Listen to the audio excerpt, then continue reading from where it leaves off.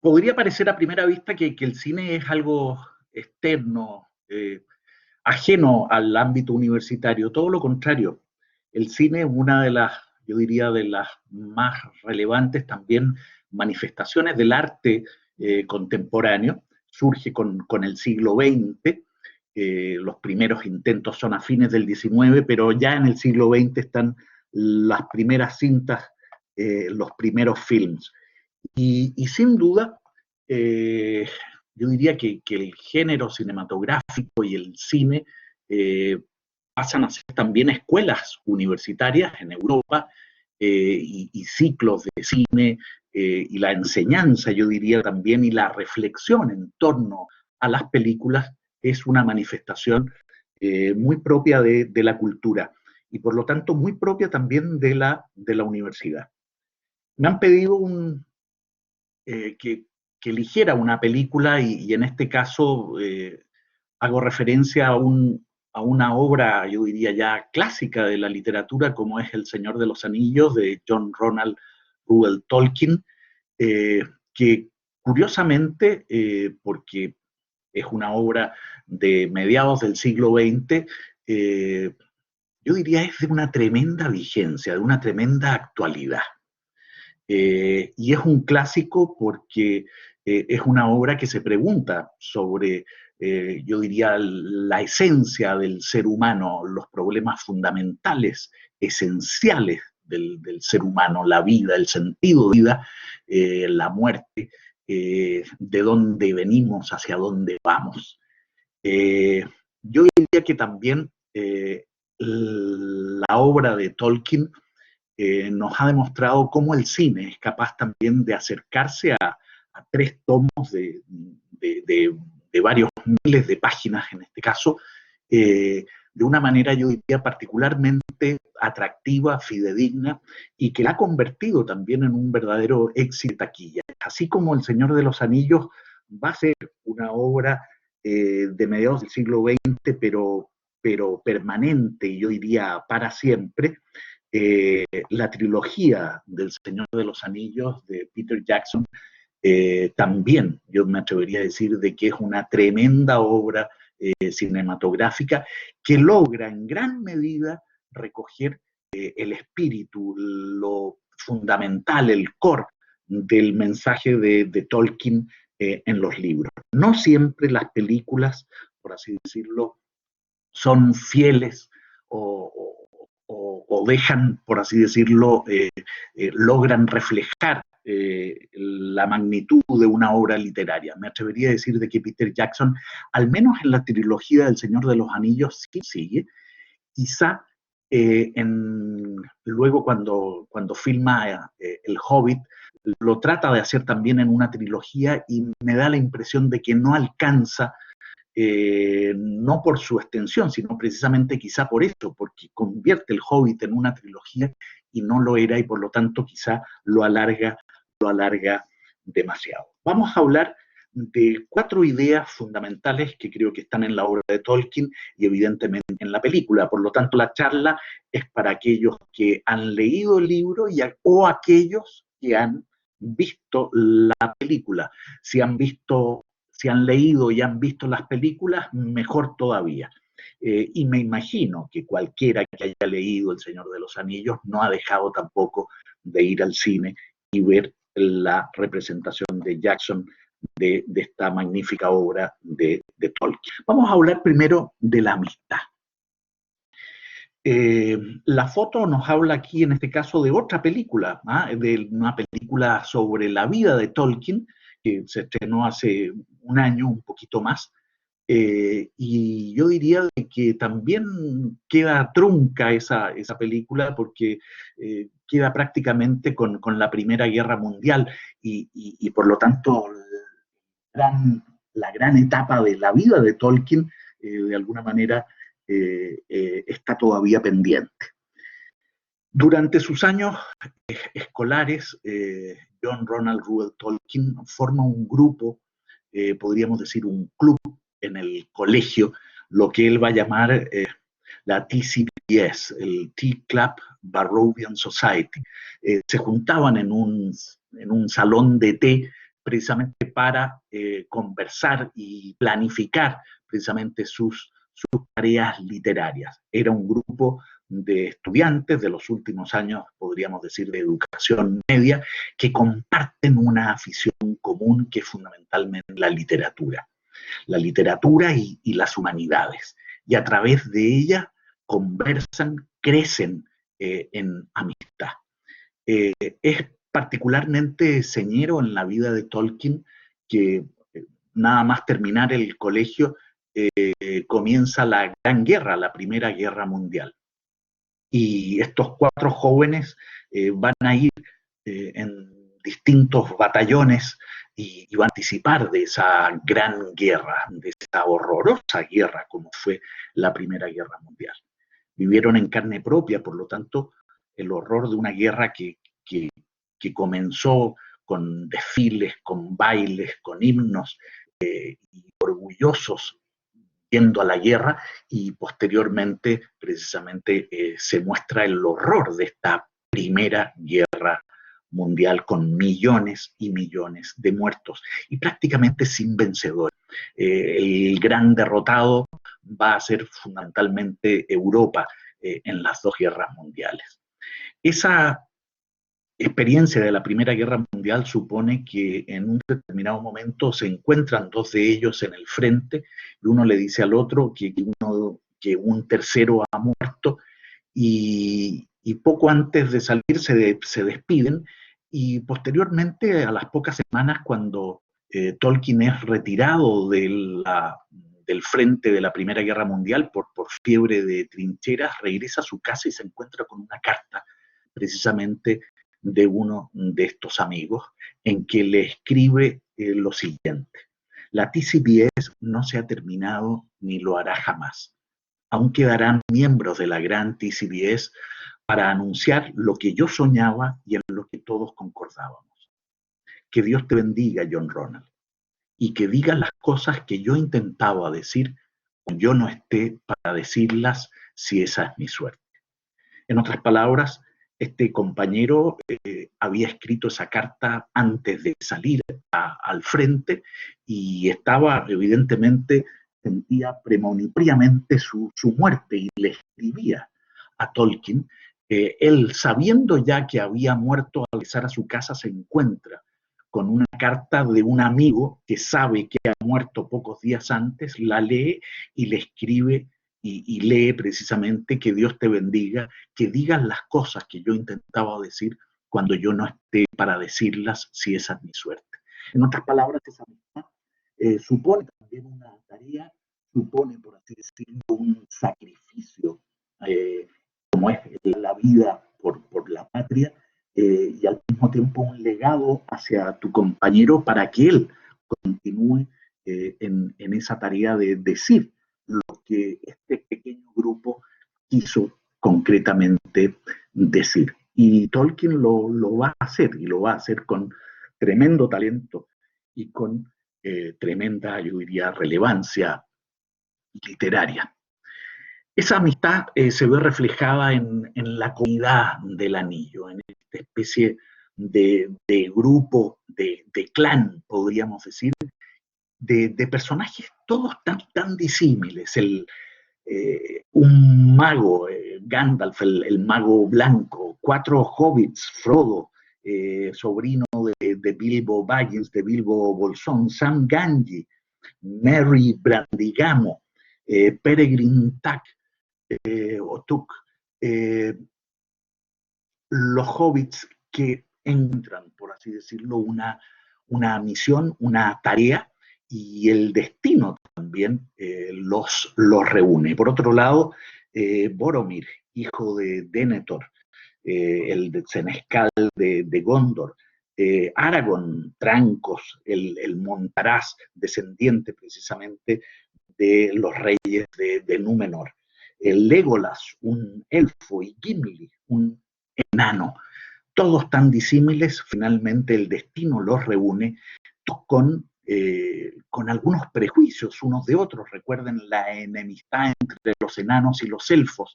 Sin embargo, esa empresa común, esa tarea común, esa colaboración común finalmente gesta una amistad, cultiva una amistad a toda prueba. A toda prueba y que se muestra en esta escena, yo diría, particularmente estremecedora, en donde Jackson logra, precisamente en la muerte de Boromir, recoger, yo diría, toda esa nobleza. Boromir, un hombre que había caído precisamente en la tentación del poder, en la tentación también del anillo, finalmente es capaz de arriesgar su vida en la defensa de los dos probablemente protagonistas más sencillos, niños de la película, como eran precisamente Merry y Pippin. Y al dar su vida, finalmente ve cómo Aragorn también da su vida por tratar de salvarlo, finalmente sin conseguirlo ante esos flechazos certeros del Uruk-hai.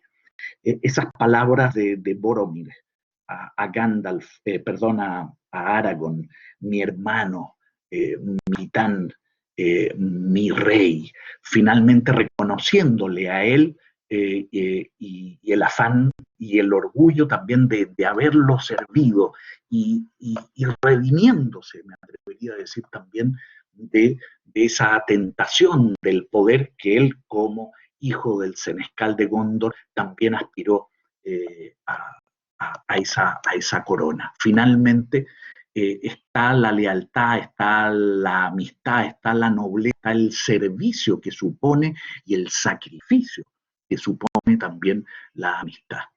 En un mundo, me atrevería a decir, también tan marcado por el materialismo, por el consumismo, por el cálculo, la amistad es tremendamente necesaria y es una compañía, yo diría, fundamental en la vida. Más que nunca, creo que en estos meses de pandemia también nos hemos dado cuenta lo que valen concretamente nuestros amigos y si tenemos buenos amigos o no tenemos buenos amigos. Uno de los grandes amigos de Tolkien va a ser C.S. Lewis, otro gran escritor, el autor de las Crónicas de Narnia, pero el autor de Mero Cristianismo, el autor de varias novelas, de libros de espiritualidad, de libros diría, casi psicológicos o como El problema del dolor. C.S. Lewis comparte una amistad profunda con Tolkien a través de, podríamos decir, otro club, en este caso ya no en el colegio, sino más bien en la universidad, entre profesores, nada menos que de la prestigiosa Universidad de Oxford. Lewis escribe un libro que se llama Los Cuatro Amores y uno de esos amores es precisamente la amistad. Y no hay duda de que al escribir esos capítulos debió haber pensado también esa amistad de los Inklings, que se reunían precisamente a tomarse unas buenas cervezas en este bar, en el Eagle and Child, el Bird and Baby, como ellos lo llamaban, o si no, en la residencia de Magdalen College de Lewis, para conversar sobre la literatura, sobre lo que ellos escribían. Eran profesores de literatura, de inglés, de Oxford y de otras universidades que se reunían precisamente para compartir sus trabajos, para crecer en amistad. En Los Cuatro Amores, Lewis escribe: la persona que concuerda con nosotros en la importancia de una incógnita que pasa casi inadvertida para los demás puede ser tu amigo. ¿Cómo? ¿Tú también? Pensaba que nadie sino yo, es decir, cuando te das cuenta que de repente estás diciendo algo que no es para todos y alguien es capaz de percibirlo y captarlo, parece que se genera como una química que alimenta, que construye una amistad. Los que nada tienen, nada pueden compartir, escribe Lewis. Los que no se dirigen a ninguna parte no pueden tener compañeros de viaje. En otras palabras, son también las aficiones, son también un destino común, una historia común, un poder de alguna manera también pensar en voz alta frente a alguien. Ese alguien sin duda va a ser o es tu amigo. La amistad de Lewis con Tolkien fue una amistad importante de dos tremendas figuras de la literatura y de la cultura británica, y me atrevería a decir también de la cultura cristiana de Occidente durante el siglo XX. Lo que los unió fue precisamente el mutuo interés por lo nórdico. En este caso formaron un primer que se llamó el Cold Beaters, los mordedores de carbón, eh, que se reunieron para traducir y leer conjuntamente las sagas islandesas, la Edad Mayor y la Edad Menor.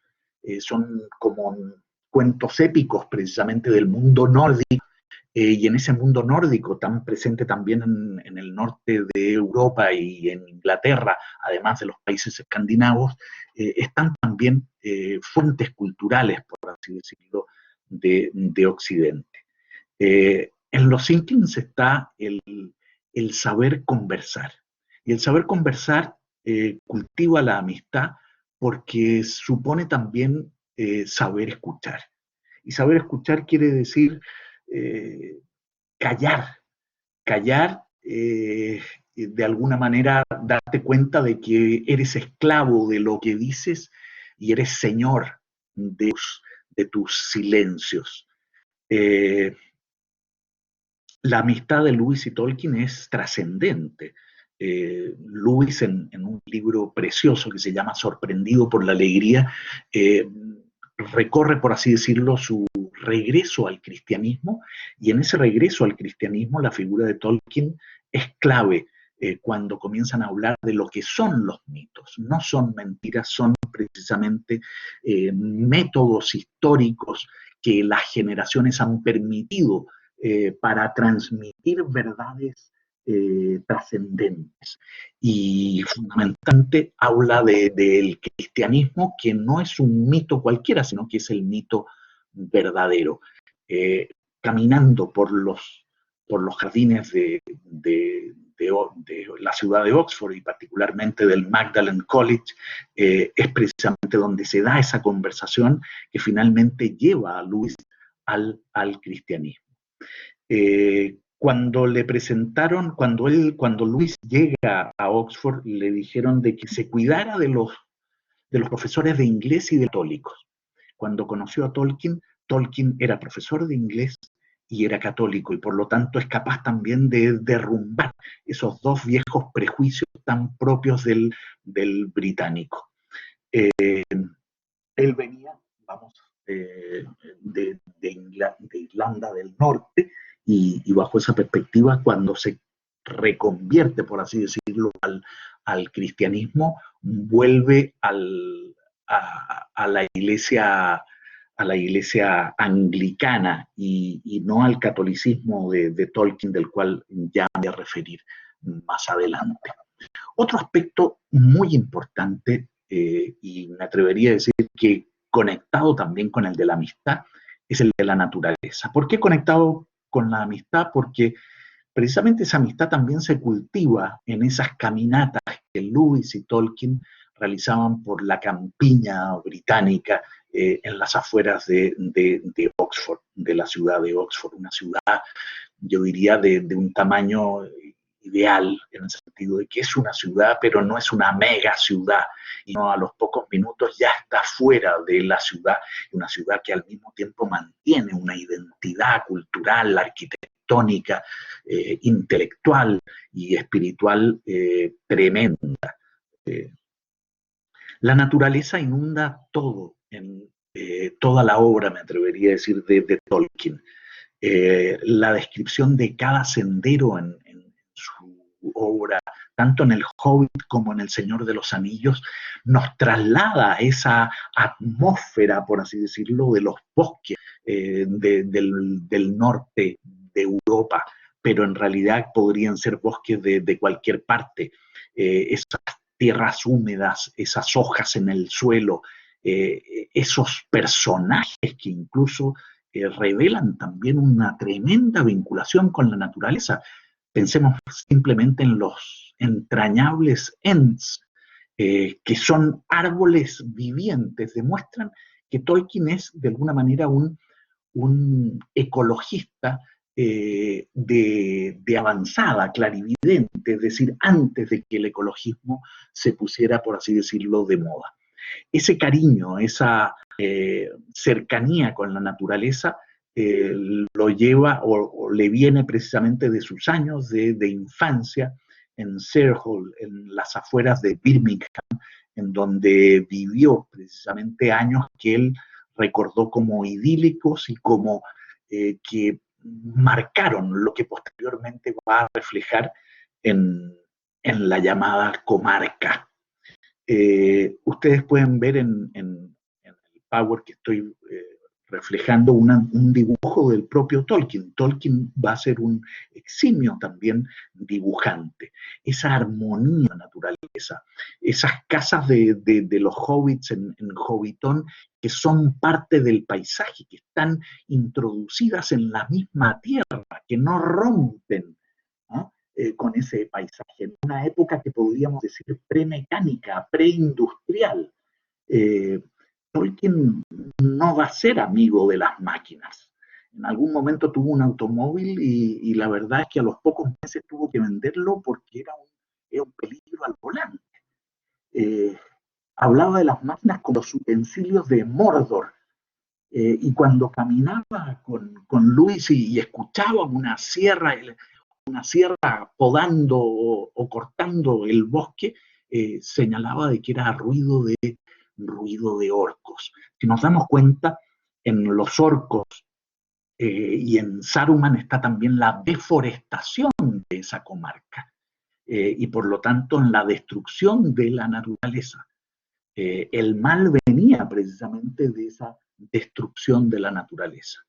Ahora, en Tolkien no hay un panteísmo, una adoración de la naturaleza confundiéndola con el creador. Para nada, al contrario, la naturaleza es parte de la creación y nos permite admirar la magnificencia del creador.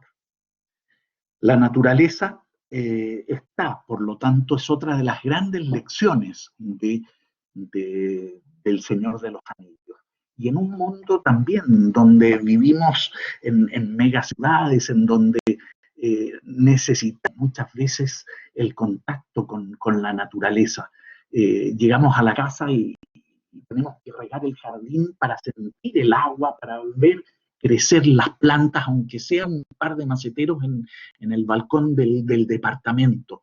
Y cuando salimos de Santiago y podemos ir a la playa o al campo, prendemos una chimenea y evidentemente nos volvemos a conectar también con lo más profundo y ancestral de la naturaleza y de la naturaleza humana.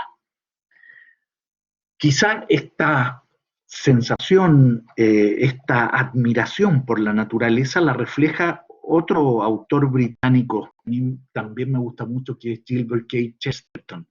El dibujo que ven aquí también es un dibujo de Tolkien. La filosofía del árbol, dice Chesterton, no es la filosofía del progreso, podríamos decir, industrial, moderno y postmoderno, sino más bien la idea de un progreso tradicional. Un árbol continúa creciendo y por tanto continúa cambiando, pero siempre en los límites que rodean algo inalterable. Siempre va a ser el mismo árbol, pero crecido o fortalecido. Esta es la verdadera imagen, dice Platón, del progreso, de un progreso vigoroso y saludable, de un hombre, de una ciudad o de toda una especie. Me atrevería a decir de que Tolkien comparte esa filosofía del árbol. Hay una fotografía en donde precisamente está Tolkien sentado dándole la espalda precisamente al árbol, a uno de sus árboles favoritos. La sensibilidad de Tolkien con la naturaleza recuerda también al romanticismo del siglo anterior, del siglo XIX, y hay referencias a autores como Morris, incluso como el propio William Blake. La comunidad, otra idea, yo diría, fuerza dentro de la obra de Tolkien, y que echamos de menos, la necesidad de comunidad. Los hobbits son seres profundamente arraigados a su comarca. La idea de comunidad de Tolkien es una visión orgánica, no artificial, es totalmente natural de la vida y de la sociedad. Va a haber una crítica profunda de Tolkien al siglo XX, a su tiempo. Va a señalar de que es un tiempo horroroso. ¿Y quién no va a ver el horror, dice Tolkien, de un siglo de 2 guerras mundiales, de campos de concentración, de bombas atómicas, en donde va a criticar también con tremenda agudeza a un Adolfo Hitler que utiliza, por así decirlo, el mismo espíritu nórdico que él tanto admiraba, pero me atrevo a decir que lo pervierte Hitler, mientras que Tolkien lo, lo hace parte del humus que le permite de alguna manera ser también parte de su cultura. Le duele a Tolkien que Hitler, al utilizar lo nórdico, esté, por así decirlo, extirpando, mutilando parte de la cultura europea. Por otro lado, también es capaz de anticipar y de denunciar el cosmopolitismo norteamericano, ese gigantismo hollywoodense, ese parece mito finalmente de un Prometeo que no tiene finalmente, que no tiene límites. Tolkien es miembro y parte del Imperio Británico, pero él se siente eh, hijo de Inglaterra, de una Inglaterra rural, de la campiña, no de las grandes ciudades y menos del Imperio Británico. Lo dice con ironía. Eh, no me gusta ese Imperio Británico y gruñe precisamente al escribirlo. En una época en donde los británicos estaban precisamente orgullosos de su imperio ultramarino que tenía posesiones prácticamente en los 5 continentes. Por el contrario, Tolkien entiende la cultura como algo que no viene de arriba, sino que viene de abajo, del humus de la tierra, cultura, cultivo, agro, y por lo tanto hay que cuidarlo, hay que regarlo, hay que abonarlo precisamente para que crezca con raíces que sean capaces finalmente de sostenerlo. Él mismo se sentía un hobbit, y se sentía un hobbit por, yo diría, cierta sencillez frente a la vida. El hobbit que disfrutaba de la siesta, el hobbit que disfrutaba de una cerveza. Quienes conocieron la casa de Tolkien en Oxford dicen que olía a cerveza porque él mismo tenía una especie de alambique en donde trataba precisamente de hacer su propia cerveza. El patriotismo local, la Tierra Media es, me atrevería a decir, todo lo contrario a un gobierno mundial globalista, en donde la Tierra Media se valora lo pequeño, lo hermoso, lo sencillo, frente a un gigantismo que es el de un Saruman o precisamente de la ambición del anillo. Sociedades pequeñas sin intromisión del Estado, rurales, con identidad, con jerarquía, en donde la subsidiariedad es parte también de la cultura, con una sola, por así decirlo, con una cultura, con una lengua, en donde cada uno, por así decirlo, es capaz también de convivir con los demás, siendo una tierra de fantasía, en donde hay Ents, en donde hay elfos, en donde hay enanos, en donde hay distintos tipos de hombres, en donde hay magos. Pero cada uno de ellos tiene precisamente también su propia cultura. No pretende generar una cultura mundial, universal, única o globalizada, sino más bien valora la comunidad rural, pequeña, en donde nos miramos a los ojos, en donde conocemos precisamente al panadero, en donde conocemos al que vende las verduras y en donde nos saludamos. Ese mundo que él ve se comienza a perder producto de la sociedad industrial, es el que él también revalora en la Tierra Media. Y finalmente, el espíritu y la fe. Tolkien era católico y uno dice, bueno, pero ¿qué importancia tiene? Lo que pasa es que ser católico en Inglaterra y ser profesor de Oxford era el headquarter, por así decirlo, de la iglesia de Inglaterra, del anglicanismo. Se preparaban allí precisamente van a ser precisamente los clérigos del anglicanismo, y por lo tanto buena parte de esos colleges están controlados por una religión de Inglaterra, por una religión oficial. Tolkien, en cambio, ha recibido una fe. Él nació siendo anglicano, pero su madre se convierte en Sarehole, en Birmingham, producto del oratorio de Birmingham, un grupo católico que es el que genera un verdadero renacer del catolicismo en Inglaterra. Me refiero a John Henry Newman y al oratorio de Birmingham. Van a ser sacerdotes del oratorio de Birmingham quienes favorezcan la conversión de la madre de Tolkien, y ojo, una conversión durísima porque era una viuda que recibía ayuda de algunos parientes, y cuando esos parientes supieron que se había convertido al catolicismo, detuvieron esos aportes. Finalmente pierde a su padre a los 3, 4 años y pierde a su madre a los 12 o 13, y su tutor va a ser un sacerdote precisamente católico, Francis Morgan, que le va a exigir y al mismo tiempo va a colaborar también con su propia formación y financiarle también en parte sus estudios en Oxford. El Señor de los Anillos es una obra católica, pero sin quererlo. Sin quererlo en el sentido de que finalmente lo es porque el autor es católico, y por lo tanto, y es católico como algo fundamental de la vida, no simplemente por osmosis o por herencia.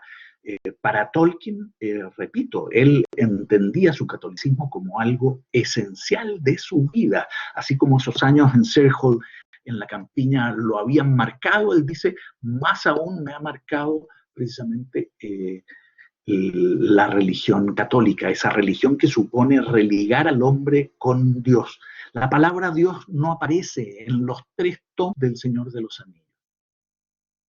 Sin embargo, es una obra católica, es una obra cristiana, porque están precisamente también esas ideas fundamentales del cristianismo respirando en cada una de sus páginas.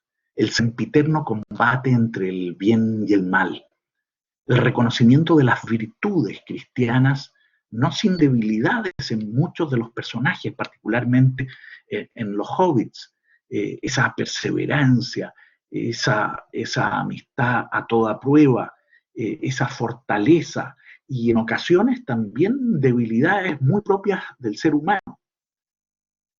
El anillo como símbolo del pecado, de la soberbia, del poder, de esa vanidad permanente, de ese afán de poder que nos persigue quizá a todos, y del cual es, por así decirlo, el pecado capital. Es el pecado del non serviam, del no te serviré porque ya me creo Dios, y por lo tanto me basto a mí mismo. Eh, el, es la tentación del poder que lo vemos en cada uno de los personajes, en cada uno de los pueblos, ¿ah? En los elfos, en los hombres, en, en los enanos, y evidentemente en algunos que los ha terminado por dominar por completo.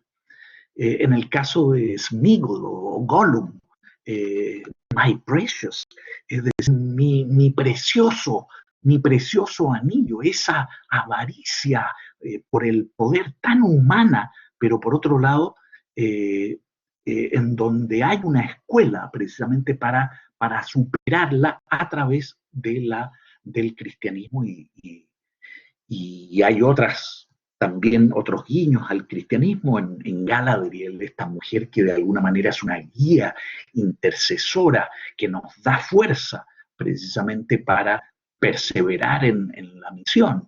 Las lembas, esas precisamente como galletas, como a concentrado de nutrientes que de alguna manera es también un resabio de la Eucaristía, de esa gracia cristiana que permite también de alguna manera combatir el pecado. La esperanza, y me atrevería a decir también la redención, recorren toda la obra de Tolkien. Esa esperanza que precisamente otorga sentido a nuestra aventura, a nuestro camino, esa redención, esos personajes que son capaces en ocasiones también de redimirse.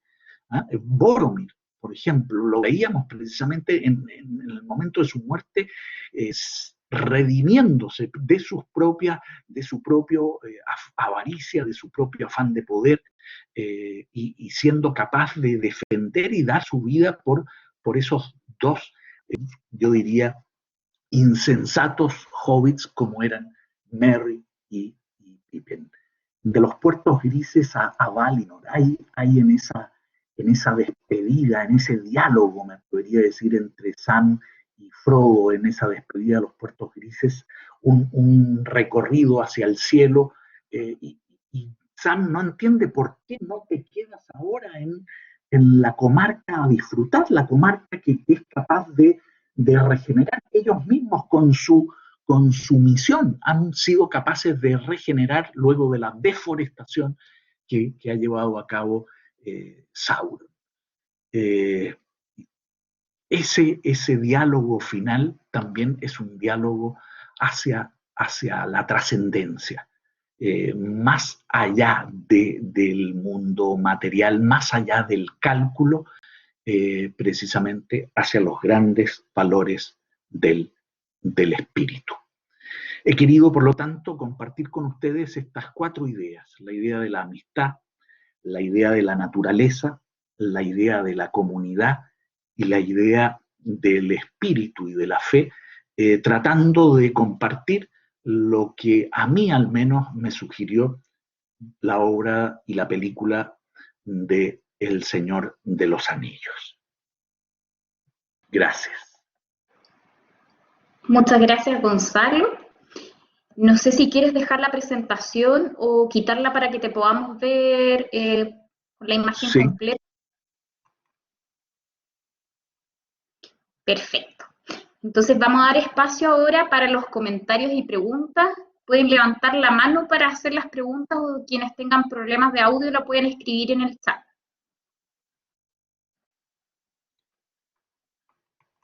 Bien.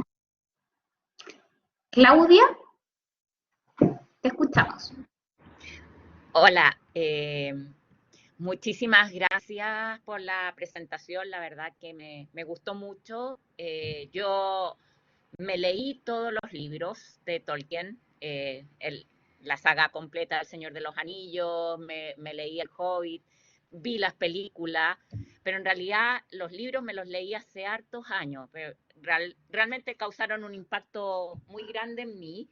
Estoy plenamente de acuerdo con que las películas son súper fieles al libro. A mí me pasó personalmente que viendo las películas, escenas que yo tenía en mi cabeza de los libros, porque primero me leí los libros, después vi la película, escenas que tenía en mi cabeza, como me lo he imaginado, porque las descripciones son tan fantásticas que uno se arma la película en la cabeza, eran tal cual me lo había imaginado, no sé cómo era Gondor, realmente me fasciné, pero definitivamente me quedé ahora como con la inquietud de releerme los libros en con este enfoque, porque en realidad no logré en mi lectura, que como digo, fue hace muchos años, no vi tan clara esta marca católica en el libro. Sí, reconozco todos estos elementos, pero no se me ocurrió juntarlos con nuestra fe.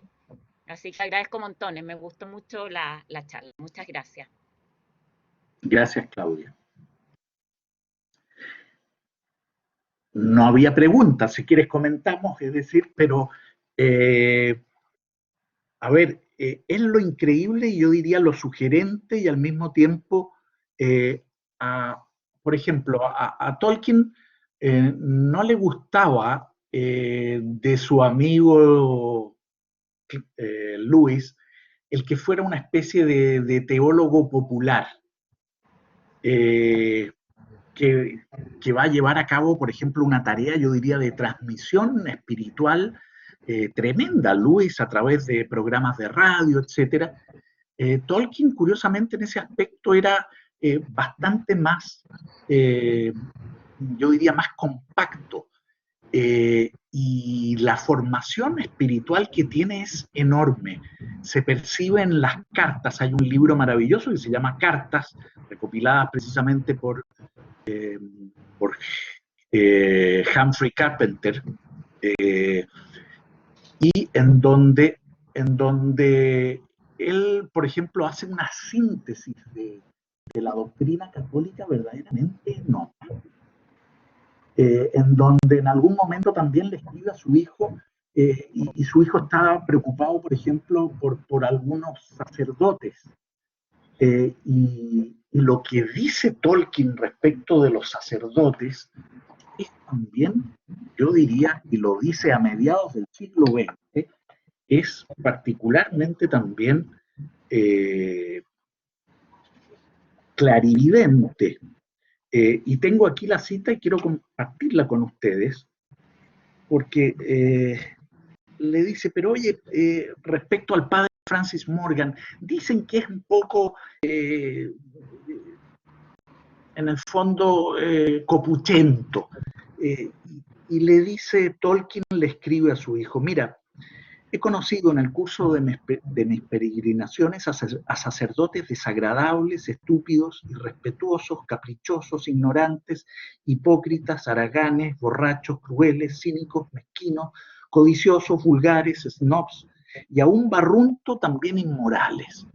Pero un solo Francis Morgan, que de seguro tiene muchos defectos, ha sido capaz de acercarme a lo más profundo de Dios y ha sido capaz de transmitirme la fe. En otras palabras, la idea de que los sacerdotes no son divinos, no son dioses. ¿Ah? Pasó en Chile, pasó mucho, digamos, en distintos ámbitos, hace algunos años. Y aquí lo que está señalando es de un sentido común tremendo, sabiendo que tienen un ministerio sagrado del cual tendrán que rendir cuentas, igual que nosotros de otras cosas. Pero es interesante esta vertiente católica de Tolkien, lo digo porque él es parte también de un... Joseph Pearce ha escrito varios libros, entre ellos uno que se llama Literatos Conversos, haciendo referencia a los conversos británicos al catolicismo, particularmente Newman, posteriormente Chesterton, en parte Lewis, si bien no se va a convertir al catolicismo, sí vuelve al cristianismo, Evelyn Waugh, Benson y tantos otros. Tolkien, de alguna manera, sin ser un converso, es parte de este revival, de este renacer católico en Inglaterra, que es muy bien descrito en un maravilloso libro que recomiendo de Joseph Pearce, Escritores Conversos. Bien. Tenemos la pregunta de Kevin, luego Alonso, después Elena y Miguel. Kevin, te escuchamos. Hola, buenas. De partida quisiera comenzar dándoles las gracias por la exposición. Estuvo muy interesante. Yo no he tenido la oportunidad de leer los libros de Tolkien, sí vi las películas. Y quería hacerle la pregunta de que pareciera de que la amistad y la fraternidad entre los pueblos era una condición muy inherente al ser humano en los comienzos de la humanidad, o en los comienzos de la civilización, por así decirlo. Y pareciera ser que en la sociedad que estamos viviendo ahora, con todo, bueno, con todo el tema del internet y todo esto, esos valores como que se han ido perdiendo, bueno, sí, derechamente como que se han ido perdiendo porque ya la gente no se saluda, o en las ciudades por lo menos, no sé si en los pueblos seguirá siendo así, pero por lo menos, claro, la industrialización como que ha traído eso. No sé si será porque se han perdido los valores cristianos de antaño, o finalmente nuestra sociedad se está desarrollando de una manera en que no podemos comprender. Sí, a ver, Kevin, yo creo que hay en Tolkien una crítica también al mundo moderno, industrial, y a ese gigantismo, digamos. Hay también una crítica a un Estado omnipotente, tanto en Lewis como en Tolkien. Es decir, no es solo una crítica a ese capitalismo sin mesura, desequilibrado, sino también es una crítica también a un Estado dominador y único propietario, y por lo tanto particularmente crítico también, yo diría, del socialismo, y para qué decir del marxismo. No idealicemos tampoco el pasado, en el sentido de que antes se vivían todos de la mano, digamos, mirando las aves y comiendo de los ríos, es decir, regando con las aguas limpias. Sí, por supuesto que sí, había una relación, yo diría, más primitiva, pero al mismo tiempo más humana, más cercana a la naturaleza. Pero tampoco idealicemos, a ver, los pueblos en la medida en que también van creciendo. Spengler, en la decadencia de Occidente, escribe de que esa decadencia es producto de las megalópolis, es decir, de estas inmensas ciudades que, como tú dices, somos capaces de cruzarnos con 300 personas en el día, pero probablemente no hemos mirado a los ojos a ninguna de esas 300 personas y no conocemos ni el nombre del vecino del departamento del frente. Es decir, que hemos sido incapaces de generar comunidad.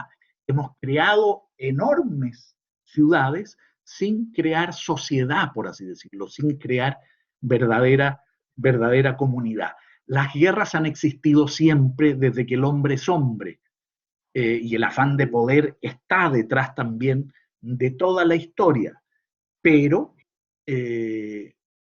Tolkien también es capaz de decir de que el siglo XX ha sido el siglo más horroroso precisamente de la historia. Sí, eso es verdad. Entonces, la idea del progreso como un progreso indefinido, de una técnica que desmesurada, que nos permite cosas notables, como lo que estamos haciendo en este momento, poder conectarnos a distancia, y sin duda es una herramienta adecuada, pero es una herramienta. Es decir, depende de nosotros mismos el sentido que le demos a esa herramienta, porque podemos hoy estar hablando de literatura o de cine, pero otros pueden estar maquinando quién sabe qué cosas. Entonces, no está el bien en sí mismo en la técnica, sino en lo que nosotros hagamos con ella. Y a lo mejor el hombre ha crecido Solzhenitsyn decía por ahí, no hay duda de que el siglo XX ha permitido un avance técnico y tecnológico, ni siquiera imaginado por los más destacados científicos. Pero por otro lado, en materia cultural y en materia espiritual, no me atrevería a decir de que hemos crecido, sino que en ocasiones pareciera que hemos retrocedido. Sí, igual estoy de acuerdo con usted en ese sentido. Siendo que yo no tengo una formación cristiana ni nada por el estilo, pero de cierta manera como siento yo que los valores cristianos como que se han ido perdiendo y eso ha ido que la sociedad se haya ido degenerando. Kevin, yo creo que uno de los dramas también de la actualidad es precisamente el desplome de la iglesia en general, del mundo espiritual. Ese desplome supone también la capacidad de los cristianos de saber también dar testimonio en ambientes y en situaciones tan difíciles como las que hoy está viviendo no solo la Iglesia Católica, sino también, me atrevería a decir, otras confesiones religiosas. Otra consulta, la última consulta. ¿Cómo se llamaba el libro que había mencionado de la alegría? Sorprendido por la alegría. ¿De quién? Surprised by Joy, de C.S. Lewis, el mismo autor de las Crónicas de Narnia. Yoga. Sorprendido por la alegría. Eso sería. Es muy bonito libro. Gracias, muchas gracias por la presentación. Estuvo excelente. Gracias, Kevin, a ti por tus comentarios. Alfonso, te escuchamos. Probando, ¿se escucha bien? Por otro, no está mal que ponga la cámara, ¿verdad? Sí, adelante. Vale, está bien. Bueno, espero que se vea. ¿Se ve? Hola, soy yo. Un gusto. ¿Qué tal, Alfonso? Bueno, bien, gracias. Antes que todo, su presentación estuvo bastante increíble. Yo que sigo viendo Señor de los Anillos entre las películas, honestamente, y el hobby también, pero últimamente estoy aprendiendo más, tratando de encontrar los libros y expandiendo por los medios que tengo actualmente, videojuegos, cosas así. Así que muchísimas gracias por su tiempo primero, porque su presentación estuvo súper increíble, en mi opinión. Qué bueno que la hayas disfrutado, Alfonso. Y sigue leyendo. Leer es crecer.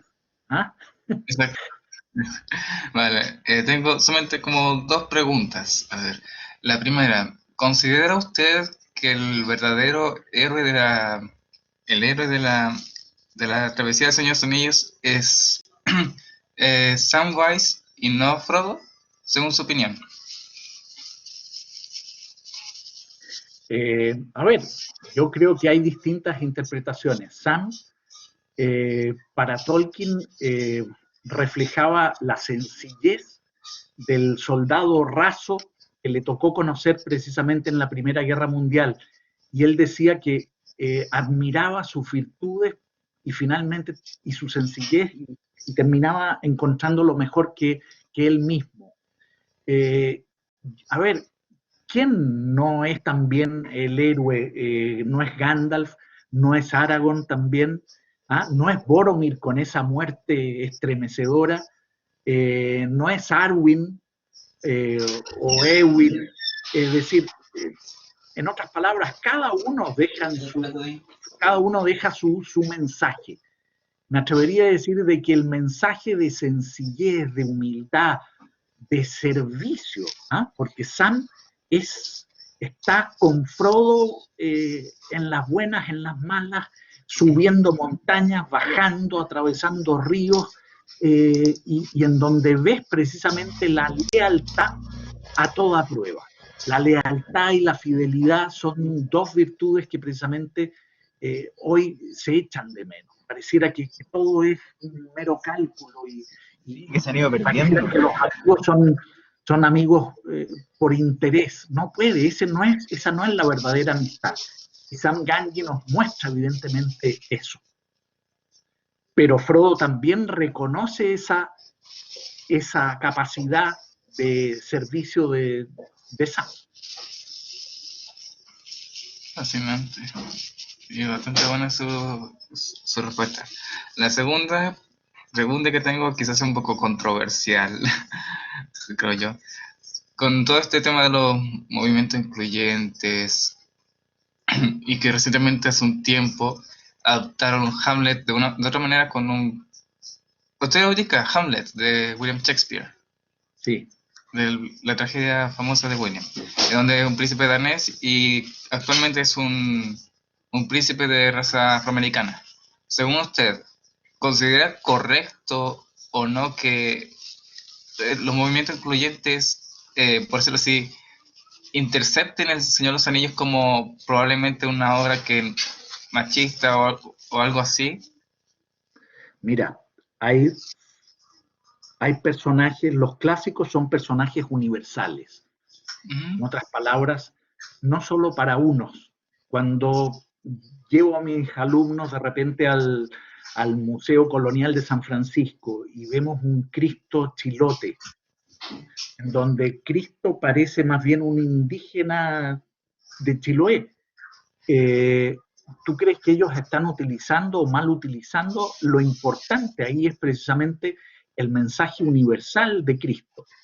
Ahora, si a través de esa representación lo que buscan es tergiversar ese mensaje, ya sea el de Shakespeare, el de Hamlet o el... evidentemente que no, que tenemos que...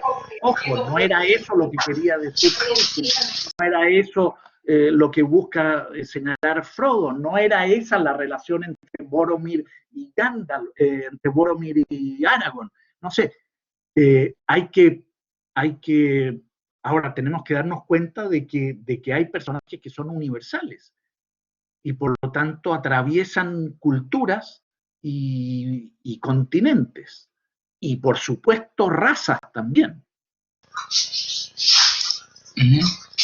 Sí, es que me refería más bien en el contexto de imponer, lamentablemente, que con todo lo que está pasando de que ellos exigen derechos está bien, pero si imponen, por ejemplo, a ver, que Frodo sea, por decirlo así, no es porque sea homofóbico ni nada de eso, porque yo respeto mucho a esas personas, pero por ejemplo que estas comunidades impongan, por ejemplo, Sam y Frodo en la historia son amigos, ¿verdad?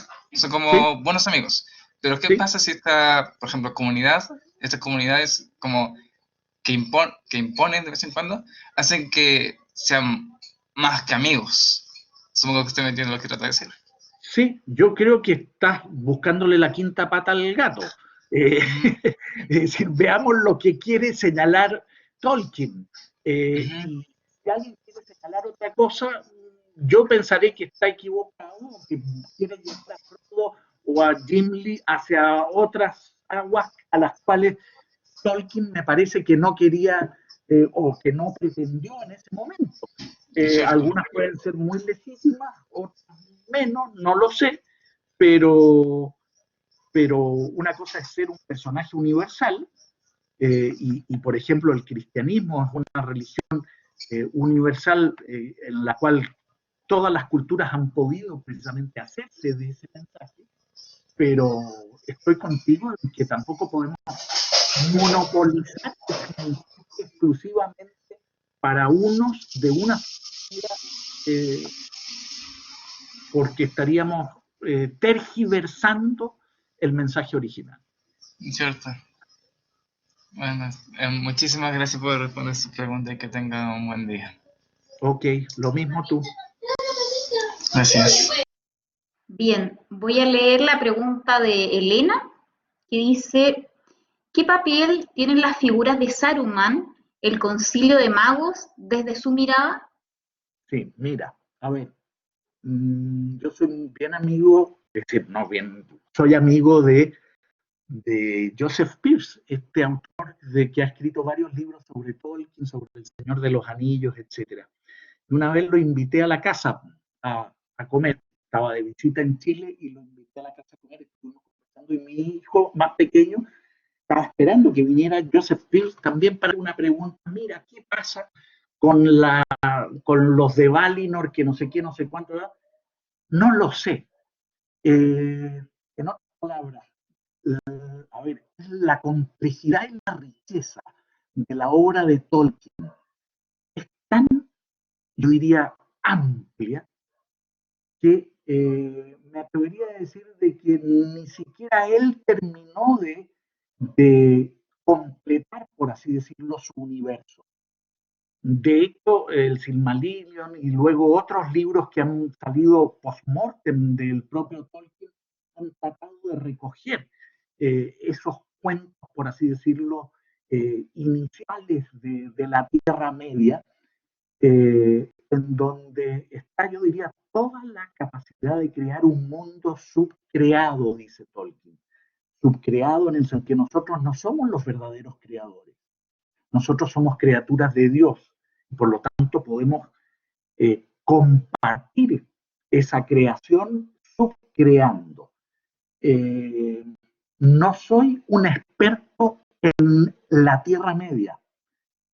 Más me he dedicado, por así decirlo, a estudiar sobre todo al autor, en este caso a Tolkien y a sus mensajes.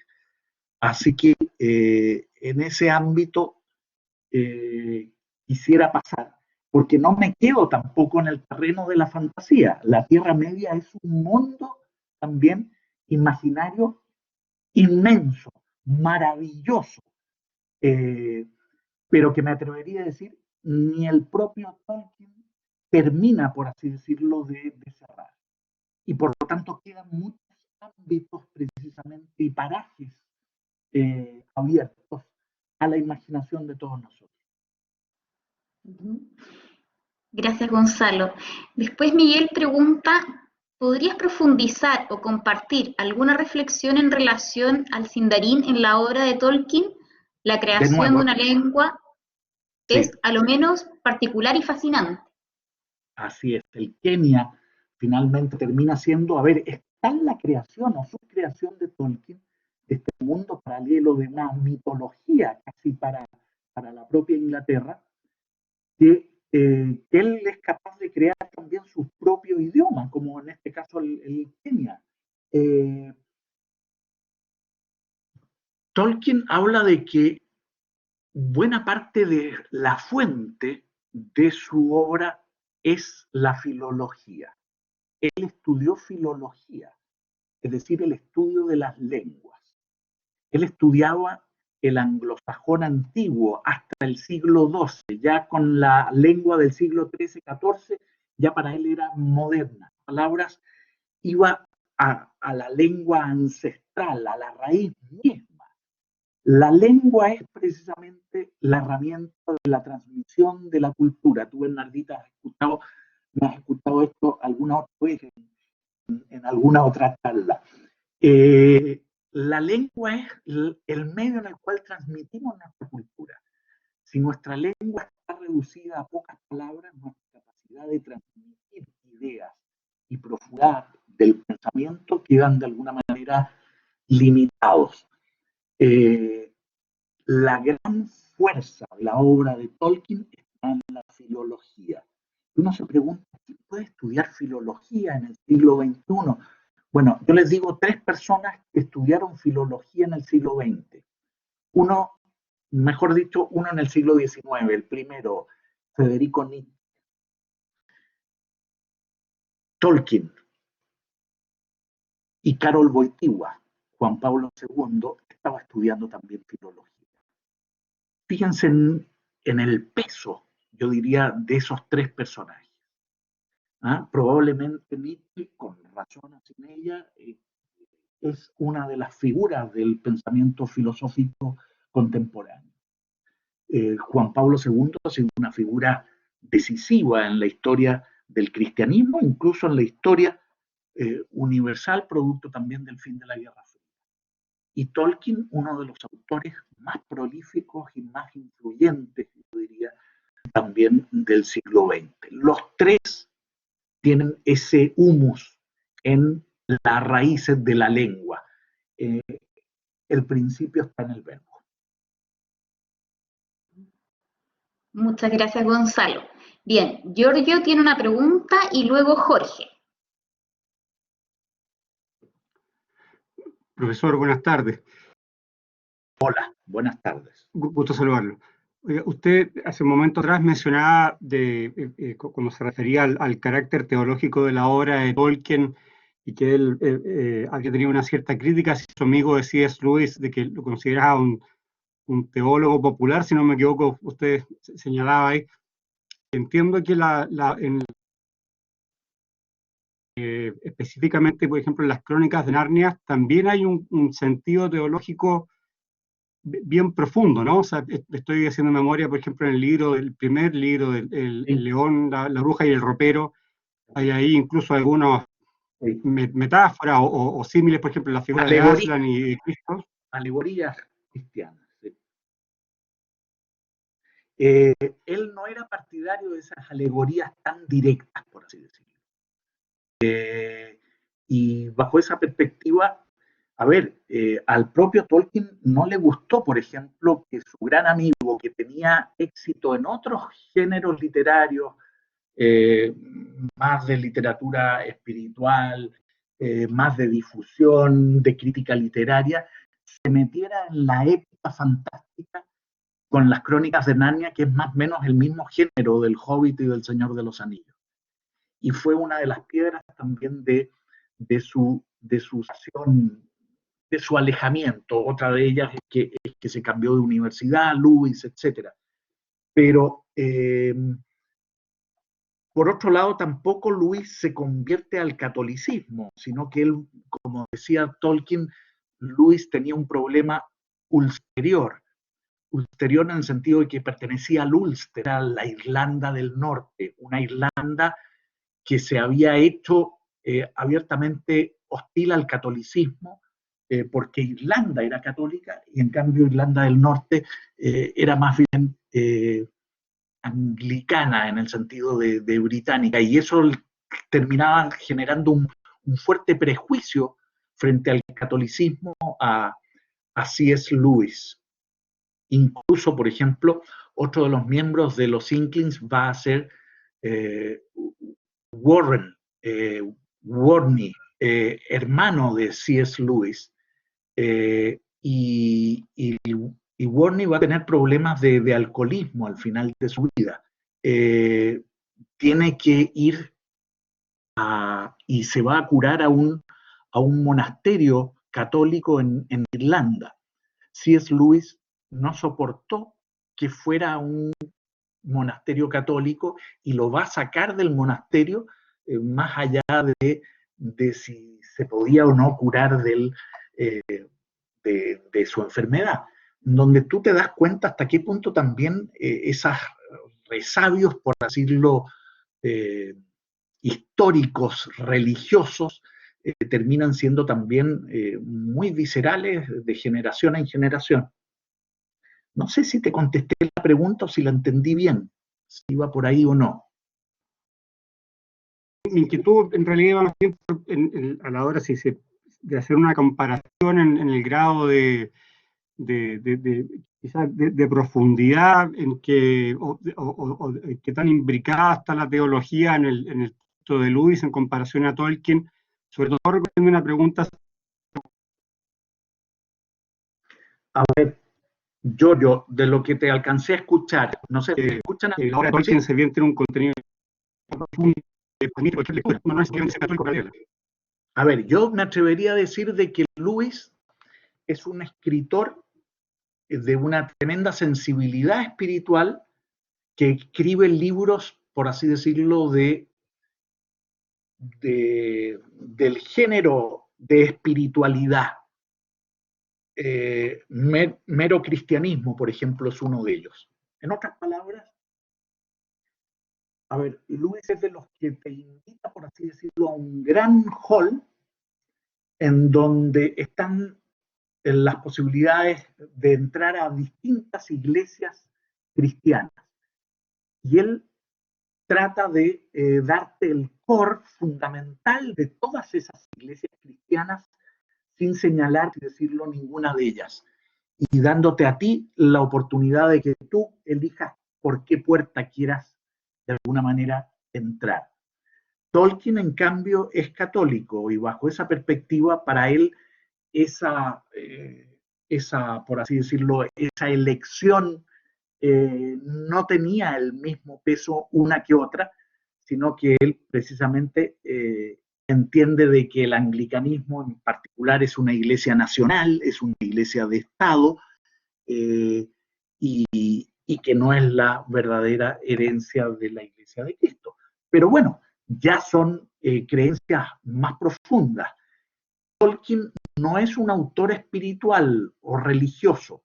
Sus obras son de épica y de fantasía. Tiene algunas de crítica literaria, por ejemplo, qué sé yo, Los monstruos y los críticos, sobre los cuentos de hadas, tiene Árbol y hoja, pero no libros de carácter teológico.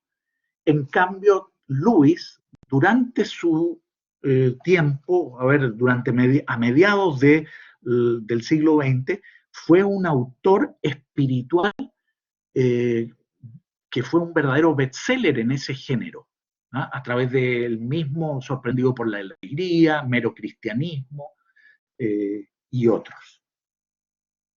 Pero Tolkien lo encontraba más livianito, así como era más liviana los tomos de las Crónicas de Narnia en relación a los tomos de El Señor de los Anillos. Mejores o peores es distinto, son libros para distinto público. No me atrevería a decir mejor o peor. Gracias, Gonzalo. Jorge, te escuchamos. Dale. Hola, buenas tardes, ¿cómo estás? Hola, profe, ¿cómo estás? Hola, Jorge. Buenas tardes. Bueno, primero que todo, de verdad agradecer esta instancia y sobre todo que la primera versión haya sido de Señor de los Anillos. Soy fanático de Tolkien, nací a morir, fui a ver 6 veces cada película. De esto estoy emocionado de que se abran los cines el próximo año porque es el 20º aniversario de la Comunidad del Anillo. Tengo hasta un tatuaje de Señor de los Anillos, así que ¿dónde va? Quería hacerle una pregunta, profe, pero más allá de la obra literaria, o sea, del Señor de los Anillos en sí, en la evolución que podría haber tenido, o en los cambios de pensamientos que podría haber tenido Tolkien a través de su obra. Por ejemplo, en el Silmarillion, ahí existe una creación del universo. Si habla de un dios, no, de un dios cristiano, etcétera. Obviamente que es de fantasía. Exactamente, sí. Ilúvatar, que manda como a sus arcángeles, que en este caso sería con los Ainur, la creación del universo con el canto, etcétera. Y después eso ya lo deja. Ya se basa como en algo mucho más terrenal. Incluso los mismos Ainur después no aparecen en el Hobbit, ni siquiera en la trilogía del Señor de los Anillos. Sí, son nombrados a veces en los apéndices, como en estos libros que son de lado, como por ejemplo El fin de la tercera edad, etcétera, pero después no los nombra más. Entonces quería saber, ¿usted cree que existe ahí un cambio en el pensamiento? No digo que haya dejado de creer. No, mira, a ver, yo te voy a dar lo que yo pienso de lo que muy buena tu pregunta. A ver, Tolkien era un profesor de filología en Oxford, una ciudad y una universidad de tremenda relevancia en Inglaterra, por lo tanto en un país, uno de los más cultos del mundo en ese momento, sino el que más, y probablemente Oxford sea una ciudad, como dije, espiritual, intelectual, artísticamente privilegiada y en un ambiente privilegiado, con un nivel de alumnos y de profesores extraordinarios. Es decir, el mito de que Lewis y Tolkien compartieran, por así decirlo, una amistad tan profunda y sean cada uno de ellos por separado figuras extraordinarias, lo demuestra. Tolkien llega a la literatura de esta épica fantástica por casualidad. Él estaba corrigiendo pruebas. Ojo, para quienes somos profesores, corregir pruebas es lo más latero de nuestra profesión. Nos encanta la enseñanza, preparar, pero corregir es lo más latero porque de alguna manera es lo que ya sabes y es poco lo que de alguna manera nuevo te aporta. Bajo esa perspectiva, él corrigiendo pruebas en un determinado momento escribe: en un agujero en el suelo vivía un hobbit. Escribe ahí en una esquinita de una de las pruebas. Y a partir de ahí escribe El Hobbit a sus hijos como un cuento de niños. Una religiosa que visitaba la casa, digamos, ve el libro, se lo lleva y le dice: mira, yo te lo voy a publicar. Y se lo pasa a un editor, el editor se lo pasa a su hijo lo encuentra extraordinario, lo editan y bestseller. El editor al año siguiente le dice: tienes que escribir una segunda parte del Hobbit.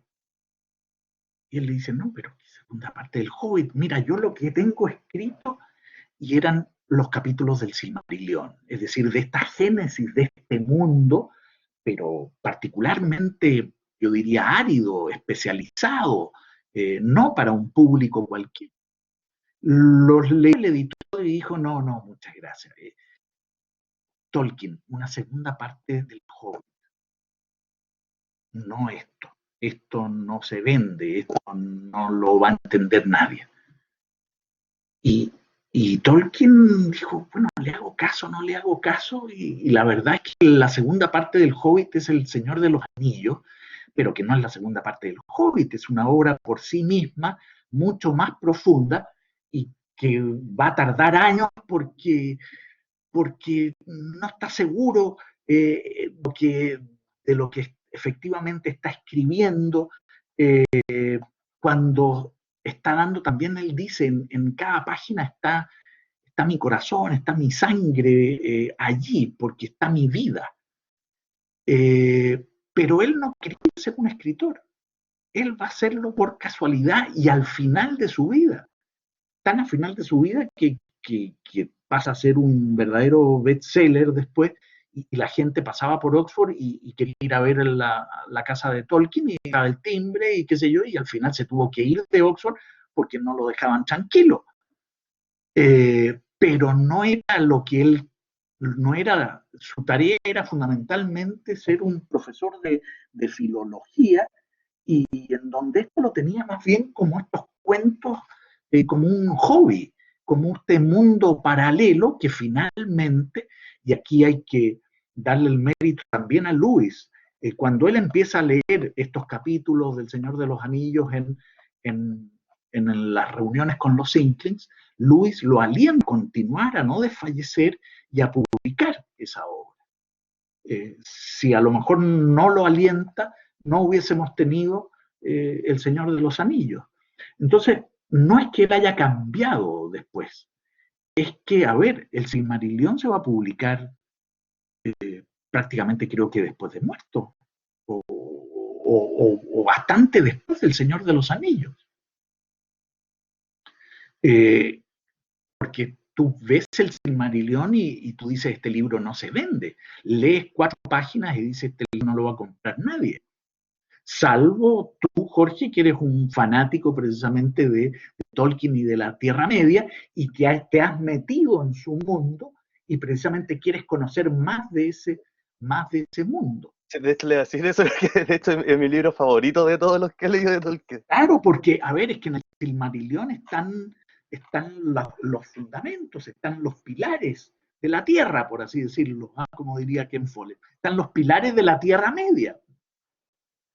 Pero no es que él haya cambiado.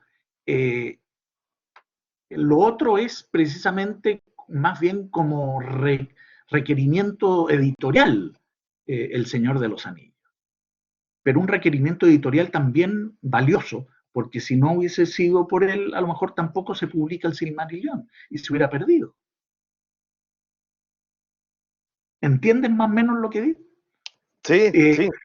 Y por eso va a ser su hijo, Christopher, el único que después, que perteneció también al grupo de los Inklings, recoja también esos papeles, los ordene y viva, además de buena parte de la herencia de su padre. Bueno, ya no. Ya no, porque murió hace un par de años, sí. Sí. Bueno, de hecho, fue el que recopiló los textos, los cuentos del Silmarillion y después lo publicó. Así es, así es. Y Y la los familia no hijos lo de quiere Durin vender. también. Sí. De hecho, el cuento también lo tengo, me compré todos los cuentos del Silmarillion que salieron después aparte. Y en los apéndices también son cuentos que de repente son partes de cuentos que están como más completados en otros. Y la tarea de Sí, Christopher fue eso. ¿Cuál publico? claro. ¿Este o este otro? Es que los cuentos de Léete, Númenor si te gusta, explicar. Jorge, si te gusta Dígame. también léete en las cartas. En las Ya. cartas él contesta preguntas también de algunos de sus lectores Ujú. y vas a conocer mejor el personaje. Sí, cuando usted habló sobre las cartas durante la presentación, me recordó mucho a unas cartas que de hecho hay en estos libros los libros por separado que hay, de los hijos de Urin, la historia de Beren y Lúthien, la caída de Gondolin, que se ven por separado. Ahí Christopher presenta unas cartas de su papá. Y ahí me recordó lo que usted está diciendo ahora. Y de hecho lo anoté ya para buscar el libro de cartas. Hay que está editado en Minotauro, que es la editorial que ha editado casi todo en español de Tolkien. Sí. El profe, muchas gracias por su tiempo. La profe María Bernardita también, de verdad, se pasaron. Muchas gracias. Bien, seguimos con las dos últimas preguntas y con eso finalizamos. La pregunta de Miguel Ángel y luego de Kevin.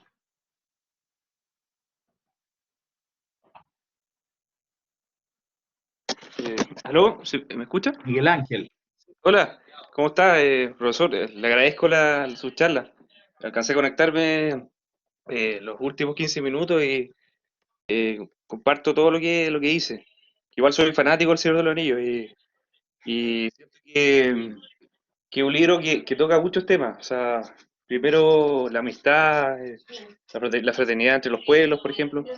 Y algo igual que quiero, o sea, destacar y quizás no se ha dicho, que es el valor de la persona, como un individuo, por ejemplo, Frodo o los otros hobbits, que son seres de alguna forma inferiores, asumen el compromiso de llevar el anillo hacia Mordor y, o sea, destruirlo. Es como asumen, o sea, el valor como ante la guerra, todo lo que está pasando, todo el conflicto, y ellos como, claro, Es ayudan. la grandeza de los sencillos. Eso, exacto, Ah, eso pero y sobre todo que la película está bien retratado eso, la guerra, la batalla, porque son una persona, por ejemplo, solo ante la adversidad se ve deprimido, o sea, se bajonean al ver que está toda la destrucción, por ejemplo, pero teniendo amigos, teniendo compañeros, se levanta, o sea, el espíritu. Por eso habla de que Tolkien es un escritor también espiritual. O sea, usted dijo igual que, claro, como que así es. eleva el espíritu y lleva de alguna forma para la persona que lo lee a buscar ese espíritu de grandeza, de alguna forma. Es Es como, el viaje con sentido, Miguel Ángel. Es decir, el viaje siempre es cansador, pero el que claro, sabe a dónde va, exacto, le hace el viaje más liviano. Y eso es clave, es decir, saber a dónde quieres ir, el sentido de la vida. Y estamos en una época precisamente de crisis de sentido. exacto, Las grandes obras literarias nos muestran, precisamente son obras también de viajes. Y esos viajes generalmente llevan a la casa del padre. Finalmente es un viaje de ida y vuelta, de una especie de retorno hacia la casa del padre. Fíjate en la Divina Comedia, en el mismo Señor de los Anillos, digamos, en la Odisea, en la Ilíada. Finalmente también es un viaje que nos lleva finalmente a un reencuentro con nuestro Padre. Y por lo tanto el sentido es clave. Eh, y en épocas tan difíciles como las que estamos viviendo, tenemos que precisamente cultivar no es el sentido. Cultivarlo es cuidarlo, buscarlo, abonarlo, no olvidarlo. Claro. Porque si no, finalmente la vida se nos va a hacer más ardua. Tal vez falta De- una crisis, un momento como no sé, una guerra o algo así, porque de repente para los grandes cambios falta un conflicto así grande, una crisis, Sí, ojo, los grandes estremecimientos generan estremecimientos, pero generan también destrucción. claro, Y de la violencia y de la destrucción generalmente no se construye nada. Es mucho más fácil destruir que construir. Gondor se demoró siglos en construir y fue destruida, digamos, eh, fue difícil, pero finalmente va a tener que intervenir Gandalf, que recuerda un poco a Santiago Apóstol, arriba de un caballo blanco, digamos, interviniendo en la batalla, precisamente para cambiar, por así decirlo, su rumbo. claro. Pero tienes toda la razón en la grandeza de los sencillos, en un mundo en que se nos está pidiendo siempre ser muy exitosos, y por lo tanto de mucha apariencia. Ojo, la sencillez, la humildad eh, es, es una tremenda virtud y Eso ha estado, de todas las épocas. sí, sí. Bueno, gracias profesor por responder mi pregunta, mi inquietud. Gracias a ti. Bien, y escuchamos a Kevin.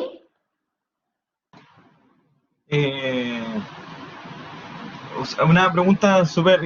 La cronología del Señor de los Anillos sería mejor leerla desde, o sea, la Comunidad del Anillo, las dos torres, o partir desde el Esmirileón, ¿cómo era el nombre?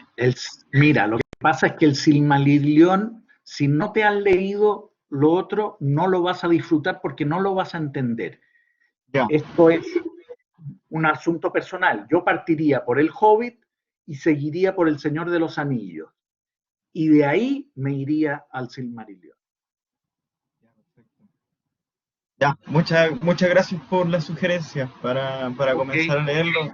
Y gracias por el foro, porque de verdad que la película, o sea, nunca pensé que la película podría ser tan trascendental para la vida y tuviera tanto mensaje. Yo la veía como una película de Hollywood con grandes peleas y toda la cuestión, pero claro, pues siempre hay un mensaje oculto en estas grandes producciones. Así es, Kevin, y no tan oculto. Y los libros, por lo general, suelen ser mejor que las películas. Los libros suelen ser mejor que las películas. Que son más detallados, como que el personaje lo desarrollan mejor. Sí, Las pues, películas igual tienen poco tiempo para desarrollar algo grande. así es. Gracias, profesor. Muchas gracias por el foro. Kevin. Bien, queremos agradecer a Gonzalo por esta excelente exposición. Creo que los agradecimientos de todas las personas que han escrito en el foro, no sé si puedes escribir, o sea, si puedes ver, Gonzalo, a la derecha, el chat. Sí, ahí están todos muy agradecidos por la exposición de hoy, por lo interesante del tema. Así que te quiero agradecer enormemente por haber expuesto hoy. Y los quiero dejar a todos invitados para el próximo martes a las 6 de la tarde, ¿ya? Para reflexionar acerca de la película de Green Book, Una amistad sin fronteras. ¿Ya? Así que vamos a seguir juntándonos todos los días martes a las 6 de la tarde. Así que los esperamos a todos. Un abrazo grande. Gracias, Chao, hasta Bernardita. luego. Gracias.